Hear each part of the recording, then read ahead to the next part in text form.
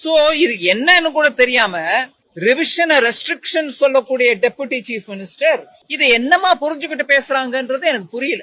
Deputy chief மினிஸ்டரா இருக்கக்கூடிய மாண்புமிகு முதலமைச்சருடைய மகன் பேசுறாரு, SIRன்றதை என்னன்னு அவருக்கு தெரியல. மன்னிச்சுக்காங்க, நான் தப்பா சொல்றேன். அவர் என்ன சொன்னாரு? ஸ்பெஷல் இன்டென்சிவ் ரிவிஷன் சொல்லலைங்க, ஸ்பெஷல் இன்டென்சிவ் ரெஸ்ட்ரிக்ஷன் அப்படிங்கிறார். ரிவிஷனுங்க ஓட் லிஸ்ட் ரிவைஸ் பண்றது, ஒவ்வொரு தேர்தலுக்கு முன்னாடியும் அதை மாத்துவாங்க. இறந்தவங்க பேரை எடுத்துருவாங்க, ஊரை விட்டு வெளியூருக்கு போனவங்க அவங்க பேரை எடுத்துருவாங்க, இல்ல வேற ஊர்ல இருந்து வந்து இங்க ஒரு 10 வருஷமா இருக்கும் ஆனா எங்க பேரே இல்லைங்க ஓட் லிஸ்ட்ங்கிறவங்க பேரை ஆட் பண்ணுவாங்க. இப்படியாக ஒவ்வொரு தேர்தலுக்கும் முன்னாக எலெக்ஷன் கமிஷன் ஒவ்வொரு தேர்தலுக்கும் முன்னாடி நடத்த வேண்டிய கட்டாயம் இருக்கு. எதுக்கு ப்ரொடெஸ்ட் பண்றாங்க?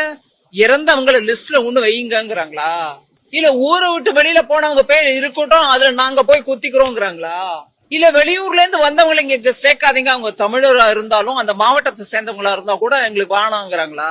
எதுக்குங்க இந்த ப்ரொடெஸ்ட்? மக்களை ஏமாத்த பாக்குறாங்க, மக்கள் ஏமாறுறது இல்லைங்க.